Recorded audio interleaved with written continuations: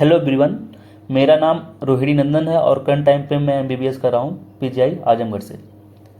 यार बहुत बच्चों का यही मैसेज आता है, भैया जो आप करा रहे हैं 85 इम्पॉर्टेंट टॉपिक 2.0, क्या उससे मेरे 100 मार्क्स आ जाएंगे, 120 मार्क्स आ जाएंगे, 140 मार्क्स आ जाएंगे। और यार मैं कई वीडियो में बता चुका हूँ, मतलब 4-5-6 वीडियो में बता चुका हूँ यार, भाई तुम्हारे आ जाएंगे आ जाएंगे आ जाएंगे। मेरे पास मैसेज भी करेंगे, एक बार मैं बोल दिया कि भाई आ जाएगा तो उसमें भी उनको फिर से भैया आ जाएगा। यार एक ही मैसेज तुम लोग कितना बार करोगे बताओ? एक ही मैसेज तुम अकेले कर रहे हो, ऐसे 100-150 मैसेज डेली आ रहे हैं और एक ही चीज़ का हमेशा रिप्लाई करना होता है, भैया आ जाएगा। ठीक है ना? ये मेरा फाइनल, यार मैं तुम लोग के लिए फाइनल दे रहा हूँ प्रूफ। इसके बाद मैं कोई प्रूफ देने वाला नहीं हूँ। इसके बाद तुम पछताओगे अगर इसको फॉलो नहीं करोगे। ठीक है ना? फिर जब एग्ज़ाम हो जाएगा ना, फिर मैं प्रूफ दूंगा, एग्ज़ाम के बाद प्रूफ दूंगा 2025 के लिए, फिर तब पछताओगे तुम लोग। अभी बोल रहा हूँ कि पढ़ लो, जितना पढ़ा रहा हूँ, जितना मैं करा रहा हूँ, क्या ही करा रहा हूँ भाई। तुमको पीवाईक्यू करा रहा हूँ, एनसीईआरटी इंटेक्स के क्वेश्चन बता दे रहा हूँ, कर लो। उसके बैक का क्वेश्चन मैं ही करा दे रहा हूँ और एनसीईआरटी की जो लाइन्स हैं उसको मैं करा दे रहा हूँ। ठीक है? और जो कॉन्सेप्ट होते हैं क्वेश्चन उसको मैं करा रहा हूँ। इतना यार सफिशियंट होता है। अगर तुमको लोग बहका रहे हैं, तुम जेई मेंस कर लो, ये कर लो, वो कर लो, जिसको यार पूरे में पूरा लाना रहता है वो करता है जेई मेंस दुनियादारी। ठीक है ना? और किसी के पढ़ाने से कोई 180 नहीं लाता है, तुमको मैं बता देता हूँ, किसी के पढ़ाने से कोई 180 नहीं लाता है। उसकी खुद की मेहनत होती है और उसका खुद का लक होता है। नहीं तो बहुत लोग को ऐसे आता रहता है, जाके सिली मिस्टेक कर देते हैं, गोला ही गलत भर देंगे। इसमें वो सही भी किए रहते हैं ना क्वेश्चन, तो गोला जाके गलत भर देंगे। ठीक है ना? तो तुम्हारे ऊपर डिपेंड करा तुम्हारी कितनी एक्यूरेसी है। ठीक है ना? मैं कह रहा हूँ कि तुम 140 लेके आओगे, मिनिमम 160 भी तुम पहुँच सकते हो अगर अच्छे से पढ़ के जाओगे तो। मिनिमम तो 140 स्कोर ही करोगे। और मैं इसका प्रूफ भी दूंगा यार, जब नीट का एग्जाम हो जाएगा। ठीक है ना? जब नीट का एग्जाम हो जाएगा तो मैं उसका प्रूफ दूंगा। देखो मेरे भी पढ़ाए हुए से जो मैं बोल रहा था तुम लोगों से, यार पढ़ लो पढ़ लो, यही इतना ही पढ़ना है, लेकिन तुम लोग नहीं पढ़ रहे थे, उसी से आएगा। ठीक है ना? तो फिर से एक बार मैं प्रूफ दे रहा हूँ। ठीक ना? अभी मेरे 3-4 ही चैप्टर का मैं पढ़ाया हूँ। केमिकल बॉन्डिंग हो गया है, पीरियोडिक टेबल हो गया है, कोऑर्डिनेशन कंपाउंड हो गया और पी ब्लॉक। ठीक ना? यार बहुत लोग क्या कर रहे हैं कि जो मैं वीडियो डाल रहा हूँ उसको शेयर कर दे रहे हैं। ठीक ना? डाउनलोड करके शेयर कर रहे हैं और बेच रहे हैं। तो इसलिए मैं क्या किया हूँ, इस बार प्राइवेट कर दिया हूँ। केवल मेरा एक ही चैप्टर जो है केमिकल बॉन्डिंग ही यूट्यूब पे, बाकी सब मैं प्राइवेट कर दिया हूँ। ठीक है? और इसका प्रूफ मैं एक बार दे चुका हूँ। अपने 85 इंपॉर्टेंट टॉपिक जो मेरा अभी भी यूट्यूब पे फ्री है, ये अवेलेबल है अभी भी, वहाँ पे मैं प्रूफ दिया हूँ। एक बार मैं तुमको फिर से बता दे रहा हूँ कि अभी देखो ये टॉपिक्स मैं पढ़ा के ख़त्म किया हूँ। ठीक ना? और यही जो टॉपिक्स मैं पढ़ाया हूँ, ये टॉपिक 2024 में अभी आए हुए हैं। ठीक ना? और इसी को जाके तुम मिला लेना, जो 2024 में आए थे और जो मैं पढ़ाया था 85 इंपॉर्टेंट टॉपिक के लिए, वही मैं फिर से पढ़ाया हूँ और कुछ चीज़ें थोड़ा सा ऐड किया हूँ। ठीक ना? उसी को मैं दिखा रहा हूँ। अभी देखो केवल 3 चैप्टर पढ़ाया हूँ और उसी में से कितने क्वेश्चन आए हैं इनऑर्गेनिक के। ठीक ना? तो उसको मैं दिखा रहा हूँ, तुम लोग बस देखते चलो। अब देखो, लेकिन मेरा फाइनल ये है, अब इसके बाद मैं कोई भी वीडियो बताऊंगा नहीं। और तुम्हारा जो रिप्लाई आएगा ना कि भैया क्या मैं 140 स्कोर कर सकता हूँ, भाई इसका रिप्लाई तो मैं ज़रूर नहीं दूंगा, क्योंकि मैं इससे परेशान हो चुका हूँ। ठीक ना? 1000 मैसेज पे मैं हाँ बोल चुका हूँ, 1000 मैसेज पे। और एक ही लोग 10-10 बार कभी कभी पूछ लेते हैं। 10 दिन के बाद पूछेंगे भैया क्या इससे आ जाएगा? भाई क्यों इतना हल्के में ले रहे हो? क्या चाहते हो? क्या चाहते हो 8-9 घंटे का मैं भी तुम लोग को पूरा पढ़ाऊँ, एक फुल लेंथ को टॉपिक पूरा पढ़ा दूँ 8-9 घंटे का? तुम्हारे पास अब इतना टाइम भी नहीं है कि तुम 8-8, 9-9 घंटे का एक चैप्टर का वीडियो देखो। ठीक ना? अगर तुम्हारे पास टाइम है तो तुम करो, अगर केवल तुमको केमिस्ट्री पढ़ना है तो तुम भाई करो। ठीक है ना? लेकिन अब किसी के पास इतना टाइम नहीं होता लास्ट टाइम पे कि वो 8-8, 9 घंटे का एक पूरा फुल लेक्चर देखे तो अपना चैप्टर तैयार करे। ठीक ना? यार मैं इंपॉर्टेंट टॉपिक करा रहा हूँ जो जो इंपॉर्टेंट है, जिसके आने के चांसेस बहुत ज़्यादा होते हैं। मतलब तुम देखोगे उससे लगभग चांसेज होता है कि 1-2 साल में कभी ना कभी क्वेश्चन पूछा गया। और मैं हर एक टॉपिक कवर कर लिया हूँ। 85 टॉपिक हैं भाई, वो सफिशियंट ही है केमिस्ट्री के, लगभग हर एक टॉपिक को टच करके निकल रहा हूँ। और क्वेश्चन में कुछ ऐसे टॉपिक्स होते हैं जो मैं बोला नहीं रहता हूँ कि ये इंपॉर्टेंट है, हाँ लगता है कि इससे आ सकता है तो मैं उसको भी करा ही देता हूँ। मैं हर एक टॉपिक को कवर कर ले रहा हूँ भाई। तो क्यों इतना डर रहे हो? तुम लोग पछताओगे अगर फॉलो नहीं करोगे। ठीक है ना? जितना बोल रहा हूँ भाई बस उतना ही कर लो। तुमको लोग एक हाइप क्रिएट करके बता दिए हैं कि हमको जेईई मेंस का क्वेश्चन लगाना है, ये लगाना है, एनसीईआरटी एग्जाम्पल लगानी है। जब यार एनसीईआरटी से क्वेश्चन आ रहे हैं, तुम बताओ नीट के जो पीवाईक्यूज हैं उससे रिलेटेड क्वेश्चन है। मैं नहीं कह रहा हूँ कि डायरेक्ट क्वेश्चन आ रहे हैं, तुम लोग सोचते हो एकदम डिट्टो क्वेश्चन आ जाए। डिट्टो क्वेश्चन यार अगर मैं बोलूँ एग्जामिनर जो बनाता है उसी का आता है, या तो कहीं से फिर कॉपी करके दिया हो, नहीं तो फिर बनते ही क्वेश्चन। ठीक है ना? डिट्टो क्वेश्चन बहुत कम चांसेस होते हैं आने के लिए, कि हर एक लाइन मतलब मिलती हो, और वो मिलती कहाँ से, एनसीईआरटी की ही मिलती है भाई। हर एक लाइन कहाँ से मिलेगी, अगर वो एनसीईआरटी से क्वेश्चन बना रहा होता है तो बनता है। इसलिए मैं बोलता हूँ कि एनसीईआरटी पढ़ो, एनसीईआरटी के इंटेक्स से पढ़ो।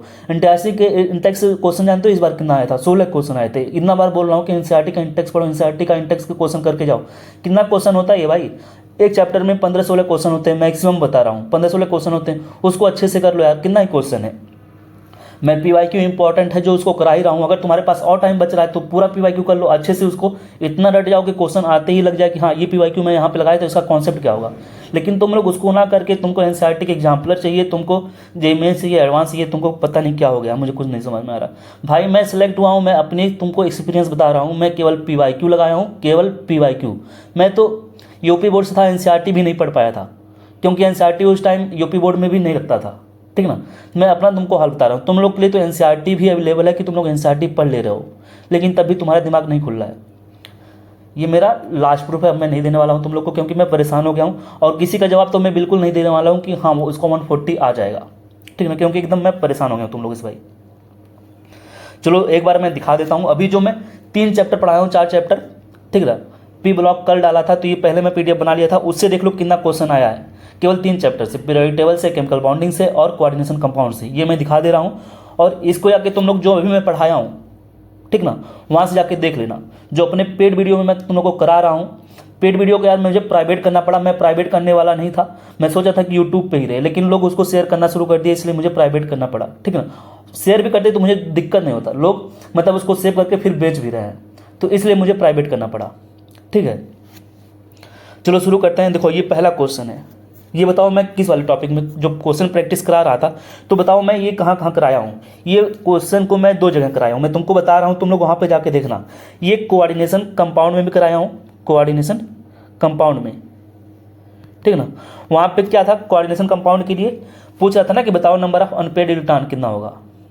नंबर ऑफ अनपेड अगर तुमको इलेक्ट्रॉन मिल जाए यानी, तो तुमको पता नहीं चल जाएगा। Spin only magnetic moment, spin only magnetic moment पूछ रहा है, किसके किसके लिए सेम है, तो किसके किसके लिए सेम होगा, जिसका नंबर ऑफ अनपेड इलेक्ट्रॉन क्या हो, सेम हो, जिसके लिए नंबर ऑफ अनपेड इलेक्ट्रॉन क्या होता है, सेम होता है, उसी के लिए तो होगा। और फार्मूला तुम लोग को बताया होगा, शायद याद होगा, mu M is equal to under root n+2, यही तो बताया था bm। तो ये देखो, ये कोऑर्डिनेशन कंपाउंड में कराया हूँ कि नहीं कराया हूँ यार, वहाँ पे कराया हूँ, जाके देख लेना, ठीक है। अब आगे बढ़ता हूँ। नेक्स्ट क्वेश्चन, ये बताओ कहाँ पे कराया हूँ, ये केमिकल बॉन्डिंग में ही कराया था। अभी केमिकल बॉन्डिंग में 1-2 दिन पहले करा के आ रहा हूँ। ये वाला क्वेश्चन, स्ट्रक्चर, कोई कंपाउंड दिया है, उसका हाइब्रिडाइजेशन कैसे निकालते हैं ये भी बताया हूँ, कैसे निकालोगे तुम लोग, और उसका क्या स्ट्रक्चर होगा ये भी मैं तुम लोग को बताया हूँ। तो ये भी जाके तुम लोग केमिकल बॉन्डिंग, ये केमिकल बॉन्डिंग चैप्टर में देख लेना, ठीक है। तुमको बता रहा हूँ कहाँ पे देखना रहेगा, हाइब्रिडाइजेशन वाले चैप्टर में, हाइब्रिडाइजेशन वाले टॉपिक में देख लेना। ये कोऑर्डिनेशन कंपाउंड में जाके देख लेना तुम लोग, ओके। जो अभी नहीं पढ़े हैं मेरे पेड वाले वीडियो से, वो क्या करेंगे, कहाँ से देखेंगे, जो मेरा 85 इंपॉर्टेंट टॉपिक का है वहाँ पे मैं प्रूफ दिया हूँ, वहाँ से चाहे जाके प्रूफ देख लें, या मेरे वीडियो जो पढ़ाया हुआ है चैप्टर है 85 इंपॉर्टेंट, वो फ्री है भाई, वहाँ से भी तुम लोग पढ़ सकते हो। अगर पैसा देने लायक नहीं हो तो उसको फ्री कर सकते हो, ठीक ना, उसको फ्री में पढ़ सकते हो। नेक्स्ट करते हैं, देखो 67 नंबर क्वेश्चन। ये जो अभी 2024 में आया था, ये नीट एग्जाम का पेपर है, ये नीट जो एग्जाम हुआ था उसका, री नीट का नहीं है। री नीट का भी मैं नीचे ही रखा हूँ, ठीक ना। अभी जो मैं 3 दिन में जो पढ़ाया हूँ बस उसका मैं दिखा रहा हूँ कि देखो कितने क्वेश्चंस आए हुए हैं। अभी मैं 3 दिन के जो वीडियो में पढ़ाया हूँ, ठीक ना, 6-7 2-2 घंटे का है, 7 घंटे के जो वीडियोज हैं उसमें देखो कितने घंटे कितने क्वेश्चन आए हैं, कितने क्वेश्चन आए वो मैं तुमको गिनाता हूँ। अब देखते चलो बस। ये देखो हमारा क्वेश्चन था 3 नंबर का, ये 3 नंबर का क्वेश्चन है। अब देखो इसमें पूछा था, बताओ इसको इलेक्ट्रोनेगेटिविटी के ऑर्डर में अरेंज करना है, बताना किसकी इलेक्ट्रोनेगेटिविटी सबसे ज़्यादा होगी। जाके देखो इलेक्ट्रोनेगेटिविटी पीरियोडिक टेबल में, जब जाके देखोगे ना पीरियोडिक टेबल में भाई, जब जाके तुम देखोगे तो तुम्हारी आंखें चौधिया जाएंगी। और यही मैं कराया हूँ, वैल्यू भी रखा हूँ कि इसका वैल्यू कितना होता है, इसका वैल्यू 4 होता है, इसका वैल्यू 3.5 होता है, मुझे खुद याद हो गया इसका वैल्यू 3 होता है। तो सीक्वेंस में रख दोगे तो वैल्यू याद कर लो, चाहे सीक्वेंस में देख लोगे तो तुमको वहाँ पे मिल जाएगा। इलेक्ट्रोनेगेटिविटी वाले टॉपिक में तुमको वहाँ पे मिल जाएगा। फिर से आगे बढ़ते हैं। अब ये वाला क्वेश्चन देखो, ये कब कराया, अभी 2 दिन पहले, परसों कराया हूँ। कोऑर्डिनेशन में जब कंपाउंड तुम लोगों को करा रहा था तो बता रहा था यहाँ पे 6 है, कोऑर्डिनेशन नंबर 6 है, तो ऑक्टाहेड्रल कॉम्प्लेक्स होता ही है, तो लाइन से ही लिखा है। अब चेक करना है डायमैग्नेटिक पैरामैग्नेटिक, ये बताया था। Strong field ligand, weak field ligand, ये सब पढ़ा के आया हूँ, शायद तुम्हारा दिमाग खुल रहा होगा जो पढ़े होंगे मेरे से वो, ठीक है ना। तो जाके इसको भी तुम लोग चेक कर लेना, कोऑर्डिनेशन कंपाउंड वाले में, और CFSC नहीं, वैलेंस बॉन्ड थ्योरी वाले टॉपिक में, BBT वाले टॉपिक में, वैलेंस बॉन्ड थ्योरी वाले टॉपिक में तुमको वहाँ पे मिल जाएगा। ये हमारा क्वेश्चन नंबर 4 है जो आया है, ठीक है। नेक्स्ट क्वेश्चन देखो, क्वेश्चन नंबर 5 है। ये बता रहा है कि बताइए कि इसमें कितना सिग्मा है, कितना पाई है। ये तो मैं तुम लोग को जब हाइब्रिडाइजेशन अभी कहाँ पे पढ़ा रहा था, केमिकल बॉन्डिंग में। ये जब मैं केमिकल बॉन्डिंग पढ़ा रहा था तो वहाँ पे बोला था ना कि हाइब्रिडाइजेशन हम लोग कैसे निकालते हैं ऑर्गेनिक कंपाउंड का। तो वहाँ पे बताया था कि कोई कंपाउंड हो, इसमें कैसे पता करोगे कितना सिग्मा होता है, कितना पाई होता है, इसका स्ट्रक्चर बना के बताया था ना कैसे पता करोगे। वहाँ पे तुमको तुम्हें इसी सिग्मा इसी पाई से तो मैं तुमको हाइब्रिडाइजेशन निकालने के लिए बता रहा था। सिग्मा चेक कर लो तो उसी पता चल जाता है हाइब्रिडाइजेशन क्या होगा। तो तुम हाइब्रिडाइजेशन तो बहुत दूर की बात होगी, तुमको बस सिग्मा और पाई बताना था। तो ये मैं यहाँ पे भी कराया हूँ। अभी जब एक बार ऑर्गेनिक कराऊंगा ना भाई, तो वहाँ पे तुमको कराऊंगा। ये क्वेश्चन नंबर हमारा 5 हो गया। बस मैं तुमको एक बार बता रहा हूँ कि यार थोड़ा ट्रस्ट करो। मेरा वीडियो बनाने का यही मकसद था। तुम लोग क्योंकि इतना मैसेज कर देते हो भाई, मुझे यार देखो PDF भी बनाना होता है, मैं ही खुद बनाता हूँ, ठीक ना। मैं चाहूँ तो किसी से बनवा के आप पहले जो बनाया हुआ है उसी को यूज कर लूँ, ठीक है। लेकिन फिर से सब कुछ थोड़ा तुम लोग को और अच्छा देने का ट्राई कर रहा हूँ, लेकिन तुम लोग बस मेरा टाइम वेस्ट करते हो, इतना मैसेज करते हो, इतना मैसेज। अभी रिप्लाई ना करूँ तो उसके लिए भी तुम लोग नाराज हो कि भैया रिप्लाई नहीं कर रहे हैं, ठीक है। चलो आगे बढ़ते हैं। 82 नंबर का क्वेश्चन। 82 नंबर का क्वेश्चन क्या है ये बताओ। अभी कराया हूँ, आइसोमेरिज्म वाले टॉपिक में जाके देखना। आइसोमेरिज्म वाले टॉपिक में जब जाके देखोगे तो तुमको फिर से पता लगेगा कि हो सकता हो यही एग्जाम्पल ही सेम हो, जो मैं वहाँ पे कराया हूँ। आइसोमेरिज्म वाले कोऑर्डिनेशन कंपाउंड के, कोऑर्डिनेशन कंपाउंड का जो है आइसोमेरिज्म जो टॉपिक है, आइसोमेरिज्म तुमको वहाँ पे ये मिल जाएगा। ये क्वेश्चन नंबर कितना है हमारा, 6 नंबर का है, ओके।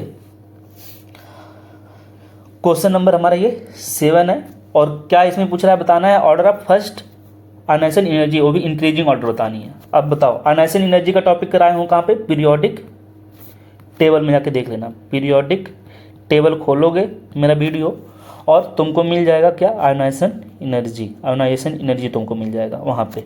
उस टॉपिक में तुमको ये पूरा सीक्वेंस मिल जाएगा, ओके। ये 7 नंबर क्वेश्चन हो गया। ये 8 नंबर क्वेश्चन देखो, इसमें पूछ रहा है कि आइडेंटिफाई द करेक्ट आंसर, इसमें से कौन सा एक करेक्ट आंसर होगा। अब देखो ये कहाँ पे पाओगे, ये भी हमारा कहाँ पे है, केमिकल बॉन्डिंग वाले चैप्टर में। केमिकल बॉन्डिंग ये कौन सा टॉपिक है, ये डाइपोल मोमेंट से लिया गया ये दोनों क्वेश्चन। तो डाइपोल मोमेंट वाले तुमको टॉपिक मिल जाएगा, ठीक ना। और ये जो मैं तुमको दे रहा था ये वाला क्वेश्चन देखो, ये वाला, ये जो NCERT का इंटेक्स है तुमको वहाँ से मिलेगा, NCERT का इंटेक्स, ठीक ना। तुमको इतना ही करके एक ऑप्शन मान लो अभी नहीं मिल रहा है, ये कहाँ पे मिलता है यार, ठीक है। जब मैं तुमको ये कराता, जब मैं रेजोनेंस पढ़ाता तो तुमको वहाँ पे उस टॉपिक में मिल जाता, ठीक है ना। तो चारों ऑप्शन वैसे हो जाते, लेकिन अभी ऑर्गेनिक में कराया नहीं हूँ। हाँ, अगर तुमको और चेक करना हो मेरे 85 टॉपिक में, जब मैं वहाँ जहाँ पे रेजोनेंस कराया हूँ तुमको वहाँ पे ये मिल जाएगा, ठीक ना। तो ये 3 तो तुमको यहीं से मिल जाता जहाँ पे केमिकल बॉन्डिंग में कराया हूँ। तो ये तीनों टॉपिक कहाँ पे तुमको मिलेंगे, केमिकल बॉन्डिंग। और जो गलत है बस उसको देख लो, पूछा है कि करेक्ट क्या है। अच्छा, करेक्ट तो चौथा ही है, बस उसी से हो जाता तुमको, केमिकल बॉन्डिंग से ही तुम्हारा ये आंसर निकल जाता, केमिकल बॉन्डिंग ही अगर तुमको आता केवल। ये देखो 8 नंबर क्वेश्चन हो गया कितना, 8 नंबर। ये 9 नंबर क्वेश्चन देखो, पूछा है बताओ होमोलेप्टिक और हेप्टोलेप्टिक के बारे में बताया है कि ये ऐसा होता है तो क्या है। कह रहा है कि जो ये कंपाउंड है ये होमोलेप्टिक है और ये कंपाउंड हेटेरोलेप्टिक है। फिर यहाँ पे बताया है ऐसा क्यों है, क्योंकि इसमें सेम टाइप की लिगेंड है, उसमें डिफरेंट टाइप की लिगेंड है, तो दोनों रीजन सही हैं। ये NCERT की लाइन से ही पूछा गया है और तुम लोग को इसलिए बोल रहा हूँ। और ये सब जो मुझे इंपॉर्टेंट लगता है यार NCERT का, वो मैं खुद करा देता हूँ। तो ये भी तुम जब जाओगे ना तो तुमको वहाँ पे मिलेगा, ये भी तुमको वहाँ पे मिल जाएगा मेरे 85 इंपॉर्टेंट टॉपिक 2.0 में, ठीक है। जाके तुम लोग एक बार फिर से मिला लेना, ठीक। और ये क्वेश्चन देखो 94 नंबर क्वेश्चन, पूछ रहा है कि बताओ कौन सा पेयर है of lanthanoid ion which are diamagnetic. अब डायमैग्नेटिक पैरामैग्नेटिक तुमको मैं कई जगह बता चुका हूँ। डायमैग्नेटिक पैरामैग्नेटिक कोऑर्डिनेशन कंपाउंड में तो बताया ही हूँ, केमिकल बॉन्डिंग में भी बताया हूँ, कब डायमैग्नेटिक बोलेंगे कब पैरामैग्नेटिक। और ये कैसे तुमको पता चलता है तो डी ब्लॉक क्वेश्चन एक तरीके से, लेकिन ये इसको तुम बोल सकते हो इलेक्ट्रॉनिक कॉन्फ़िगरेशन से भी रिलेटेड। अगर तुम इलेक्ट्रॉनिक कॉन्फ़िगरेशन कर पाओगे तभी ये बता पाओगे, या तो रटा होना चाहिए। और इलेक्ट्रॉनिक कॉन्फ़िगरेशन में कहाँ पे बताया हूँ, पीरियोडिक टेबल में ही अच्छे से बता दिया था कैसे करोगे। तो सोचो मेरे ये हो गया हमारा 10 नंबर क्वेश्चन। अभी 3 चैप्टर पढ़ाया हूँ, बस 3 चैप्टर पढ़ाया हूँ, इसी 3 चैप्टर से 10 क्वेश्चन आए हैं। Periodic table, chemical bonding and coordination, 2024 का पेपर है, जाके तुम एक बार मिला लेना, ठीक ना भाई। 7 घंटे का वीडियो है, 10 क्वेश्चन आया हुआ है, ठीक ना। 2 घंटे का पीरियोडिक टेबल है, 2 घंटे का तुम्हारा केमिकल बॉन्डिंग है, और लगभग 3 घंटे का कोऑर्डिनेशन कंपाउंड पूरा पढ़ा के ख़त्म किया हूँ। 10 क्वेश्चन आया है। कह रहा हूँ अभी बात मान लेना, अच्छे से तैयार कर लेना, नहीं तो बहुत पछताओगे अगर इधर उधर भटकते रह गए तो, ठीक है। तुमको चलो दूसरा प्रूफ देते हैं। ये तो था हमारा जो नीट का हुआ है, उसका मैं बता दिया तुमको। री नीट का चलो आते हैं, जो री नीट हुआ है। दूसरा पेपर देख लेते हैं यार, जो 2024 में हुआ, उसको क्या आता है, टाइम ही तो है थोड़ा सा, क्योंकि तुम बात मानोगे नहीं, तुम इधर उधर की वीडियो में भटकोगे। उससे अच्छा मैं तुमको मैसेज करूँ, अपना पूरा दिन बर्बाद करूँ, उससे अच्छा है कि मैं तुमको 15-20 मिनट का एक वीडियो बना के तुमको प्रूफ ही दे दूँ। चलो आते हैं, अब बताओ ये जो क्वेश्चन है हमारा, ये वाला क्वेश्चन, ये क्वेश्चन दिख रहा है, पूछ रहा है बताओ एटॉमिक रेडियाई, बताओ 85 इंपॉर्टेंट 2 में कराया नहीं, कराया हूँ, जाके देख लेना। एटॉमिक रेडियाई वाले में पीरियोडिक टेबल चैप्टर है, टॉपिक एटॉमिक रेडियाई, ओके, वहाँ पे जाके देख लेना।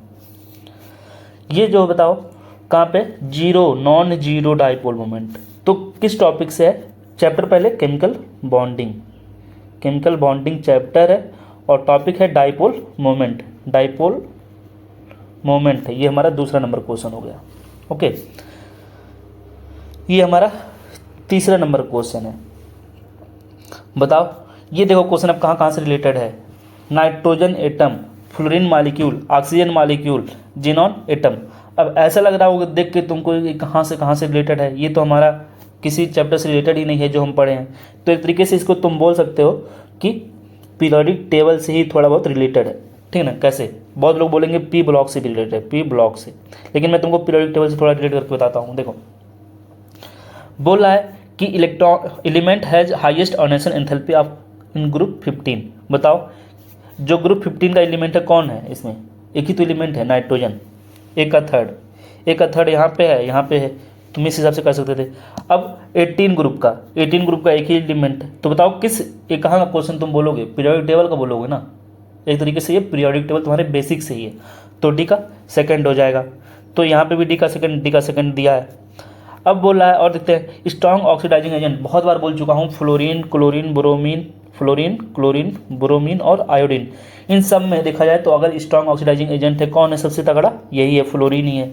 तो ये हो गया, तो मिला लो आंसर। तो ये भी देखो पीरियोडिक टेबल से एक तरह से रिलेटेड है, तो नंबर तीसरा क्वेश्चन हो गया। और ये ऐसा नहीं है, मैं अभी तुमको जब पढ़ाऊंगा यार ना, तो इतना बार हो जाएगा, इतना बार हो जाएगा, तुमको ऐसे ही दिमाग में भर जाएगा बस। लेकिन तुमको वीडियो कई बार देखना पड़ेगा, तो अपने आप ही चीज़ें रिवाइज हो जाती है, याद हो जाती है, ठीक है ना।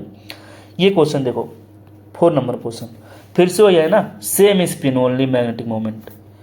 तो सेम स्पिन कब होता है, जब एन का वैल्यू सेम होता है। तुमको ये फार्मूला याद हो चाहे ना याद हो, म्यू एम का, तुम ऐसे ही कर ले जाते, ये फार्मूला तुमको याद होता चाहे ना, अगर तुम बस पता कर लो किसके पास अनपेयर्ड इलेक्ट्रॉन सेम है, ओके।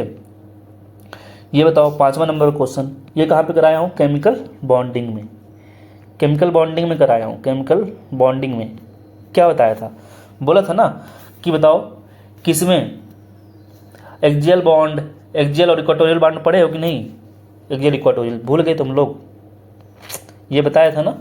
तो केमिकल बॉन्डिंग में कराया था, ठीक ना, हाइब्रिडाइजेशन वाले टॉपिक में, हाइब्रिडाइजेशन जब पढ़ रहे थे हम लोग, और वेस्पर थ्योरी जब पढ़े थे, वेस्पर थ्योरी जब पढ़ रहे थे। अब ये बताओ ये कहाँ पे करके आए हो, 6 नंबर का क्वेश्चन कब करके आए हो, EDTA इथाइलिन डायमंड टेट्राएसिटेट कहाँ पे पढ़े हो, कोऑर्डिनेशन कंपाउंड में। कोऑर्डिनेशन कंपाउंड जो हम लोग पढ़ रहे थे, लिगेंड टॉपिक, बोला था ना लिगेंड टॉपिक इंपॉर्टेंट है, देखो ये क्वेश्चन आया हुआ था। ये 7वां नंबर क्वेश्चन देखो, बोला है इनकरेक्ट स्टेटमेंट बताना है। एसिडिक स्ट्रेंथ दिए है, फ्लोरीन का ऑक्सीडेशन स्टेट के बारे में दिया है, एंथैल्पी और ऑफ डिसोसिएशन दिया है, ठीक है। Fluorine is stronger oxidising agent, अभी तो हम लोग आगे देख के आए हैं। तो ये भी बताओ कहाँ से है, पीरियोडिक टेबल में ये कराया हूँ, ये पीरियोडिक टेबल में ही मैं कराया हूँ, ठीक है ना। तुम लोग जाके वहाँ से भी मिला लेना अपना। और कहाँ कराया हूँ, और एक जगह करा दिया हूँ, पी ब्लॉक में। पी ब्लॉक में जब जाओगे ना, कल करोगे, कल पी ब्लॉक का वीडियो, तो उसे प्राइवेट अब करना पड़ा मुझे, तो प्राइवेट हो गया। तुम लोग वहाँ पे भी जब पढ़ोगे ना पी ब्लॉक, तो वहाँ पे भी तुमको ये सब मिलेगा, ठीक। तो नेक्स्ट क्वेश्चन देखते हैं अपना हम लोग। चलो 8वां नंबर क्वेश्चन, ये हमारा 8वें नंबर क्वेश्चन है।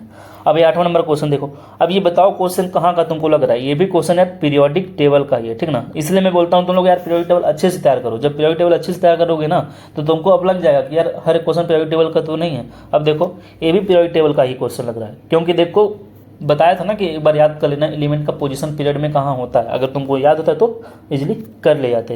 जैसे सीजियम हो गया, सीजियम कहाँ का होता है, एस ब्लॉक का होता है। सीरियम कहाँ का होता है हमारा, डी ब्लॉक का कौन है, ये हो गया। ये लेंथेनॉइड का सीरियम है, पी ब्लॉक का आर्सेनिक है। बस हो गया आंसर।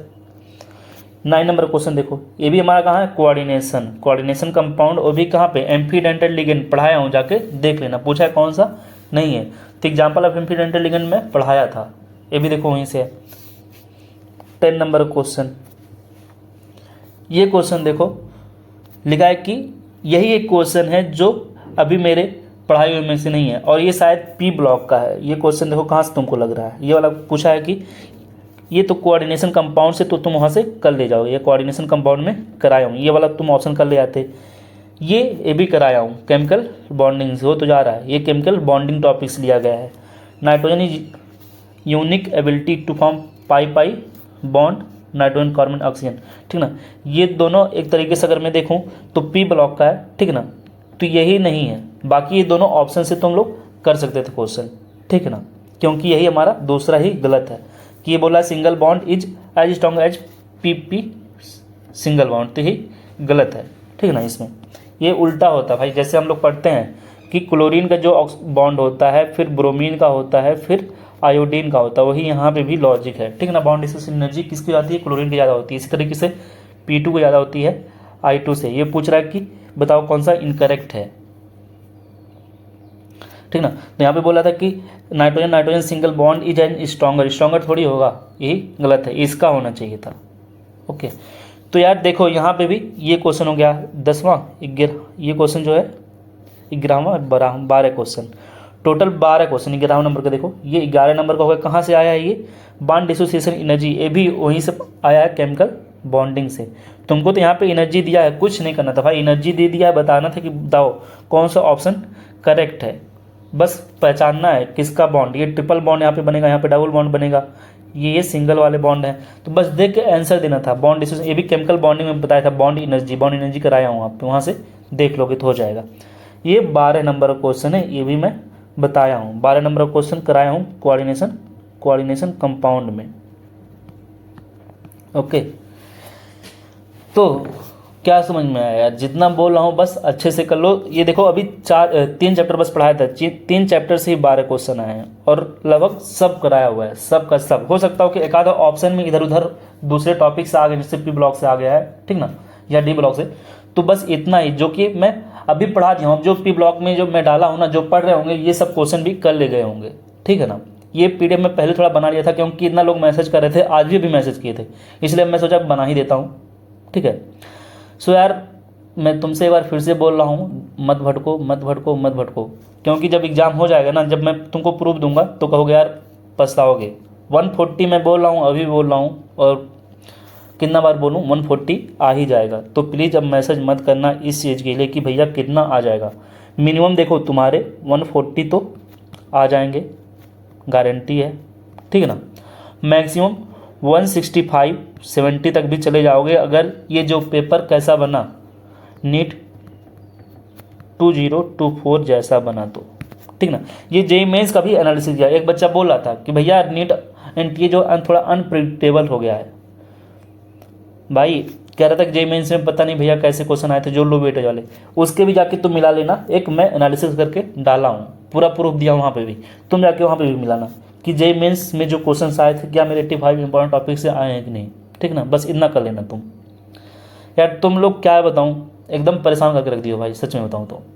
एक ही क्वेश्चन है, तुम लोग बहुत बार पूछते हो। मैं सोच मेरे पास कोई अगर करता है मैसेज तो मैं सोचता हूँ रिप्लाई कर दूँ, लेकिन तुम लोग एक ही क्वेश्चन इतना बार पूछ लेते हो, फिर मेरा जवाब देने का मन नहीं करता है। यार अगर समझ लेना मैं रिप्लाई नहीं दे रहा हूँ तो मैं तुमसे तंग आ गया हूँ, क्योंकि तुम एक ही क्वेश्चन कई बार मेरे से पूछ रहे हो, ठीक है ना। तो बस मेरे कहने का ही मतलब था यार, जो मैं करा रहा हूँ उसको बस कर लो, जितना करा रहा हूँ उतनी मेरी गारंटी है कि तुम 140 लाओगे ही लाओगे, ठीक ना यार। सब कुछ तो करा दे रहा हूँ भाई, जो एक नीट एस्पायरेंट के लिए होता है, क्या NCERT जो मुझे इंपॉर्टेंट लग रहा है वो करा रहा हूँ, PYQ जो इंपॉर्टेंट वो करा दे रहा हूँ, NCERT के इंटेक्स के क्वेश्चन करा दे रहा हूँ, बैक के क्वेश्चन जो हैं MCQ टाइप के उसको भी करा दे रहा हूँ। और क्या करना चाहते हो तुम लोग बताओ, और क्या करना चाहते हो? इसको बस कर लो, इतना ही सफिशियंट है। और यार देखो, मैं वीडियो अपना पब्लिक ही रखना चाहता था, सोचा था कि मतलब यूट्यूब पे ही रहे, लेकिन यार कुछ लोग क्या कर रहे हैं उसको शेयर कर दे रहे हैं और सेल कर रहे हैं, बेच रहे हैं, ठीक है ना। इसलिए मुझे फिर से प्राइवेट करना पड़ा, मुझे सब वीडियो अपना प्राइवेट कर देना पड़ा है। कुछ वीडियो है मैं एक आध दो वीडियो रिलीज करता रहूँगा कभी कभी कि कोई अपना पढ़ता रहेगा, लेकिन मुझे प्राइवेट ही करना पड़ेगा कुछ लोग के रीजन की वजह से।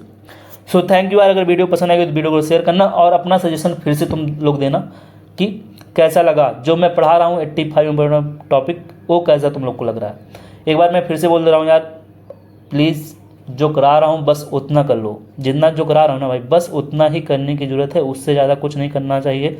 अगर तुमको 140 मिनिमम चाहिए, तो अगर 140 चाहिए के आसपास तो बस इतना सफिशियंट है। ओके, सो थैंक यू, मिलते हैं नेक्स्ट वीडियो में।